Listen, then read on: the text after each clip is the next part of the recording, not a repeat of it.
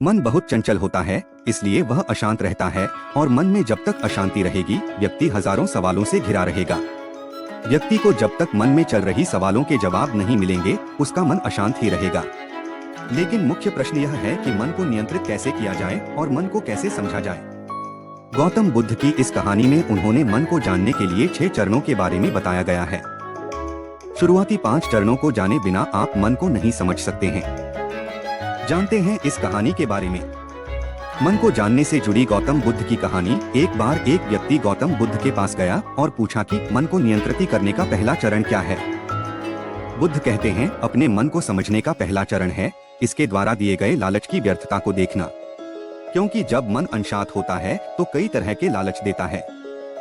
जिसने मन द्वारा दिए इन लालचों को पहचान लिया, उसने मन को समझ लिया। फिर व्यक्ति बुद्ध से पूछता है, लेकिन हमें यह कैसे पता चलेगा हमारा मन हमें लालच दे रहा है और वह लालच व्यर्थ है। इसका जवाब देते हुए बुद्ध कहते हैं, अनुभव से मनुष्य मन के लालच से जिस कार्य को अतिपूर्वक करता है, उसमें उसे हानि ही होती है और हानि के बाद ही उसे अनुभव भी होता है। जैसे जिसने वास्तव में यह देख लिया कि नशा करना केवल दुख है, वह नशा मुक्त होना शुरू कर देगा। जिसने जान लिया कि ईर्ष्या से खुद का नाश होता है, वह ईर्ष्या से मुक्त हो जाएगा। मन को समझने का यही पहला चरण है। मन को जानने का दूसरा चरण। व्यक्ति बुद्ध से पूछता है, यदि व्यक्ति पहले चरण से यह जान जाता है कि वह मन द्वारा दिए लालचों के कारण दुखी है, तो फिर दूसरा चरण क्या है। बुद्ध कहते हैं, खोज पर निकलना।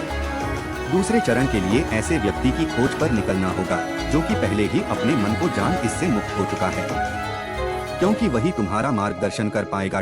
मन को जानने का तीसरा। व्यक्ति कहता है, लेकिन ऐसे व्यक्ति की पहचान कैसे होगी। बुद्ध कहते हैं, यही तीसरा चरण है। सुनना ही अपने मन को समझने का तीसरा चरण है। व्यक्ति कहता है, क्या इसे देखकर पता नहीं किया जा सकता। बुद्ध कहते हैं, देखने में कोई व्यक्ति बहुत शांत और अच्छा लग सकता है, लेकिन उसके मन के भीतर क्या है, यह उसके शब्दों से ही पता चलता है। लेकिन किसी की बातों पर तब तक विश्वास नहीं करना चाहिए जब तक कि वह तुम्हारे विवेक की कसौटी पर खरा न उतर जाए। चौथा चरण है कर्म करना। कर्म ही मन को समझने का चौथा चरण है। खुद को जानने के लिए सही दिशा में कर्म करना जरूरी है, लेकिन कर्म करते हुए व्यक्ति हर बार 2 गलतियां करता है। पहली गलती है यह कि शुरुआत ही नहीं करना, और दूसरी गलती पूरा रास्ता तय नहीं करना। इन दोनों गलतियों के पीछे हमारे मन की ही चाल होती है।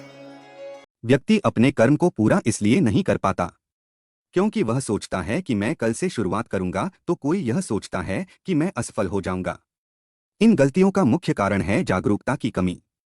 इसके बिना मन व्यक्ति को उसके सही दिशा में चलने नहीं देता। 5वां नियम है जागरूकता। मन को जानने और समझने का 5वां चरण है जागरूकता। इसीलिए हर कार्य को जागरूकता के साथ करो। बिना जागरूकता के साथ किया गया कार्य या फिर जिया गया क्षण मृत्यु के समान है। व्यक्ति बुद्ध से पूछता है, अपने जागरूकता के स्तर को कैसे बढ़ाया जा सकता है। ध्यान से। ध्यान ही मन को जानने, समझने और नियंत्रित करने का अंतिम चरण है। यानी ध्यान ही वह नाव है जिस पर बैठ मन रूपी नदी को पार किया जा सकता है। जिस व्यक्ति ने इन शुरुआती 5 चरणों से ध्यान को जान लिया, उसने अपने मन को जान लिया।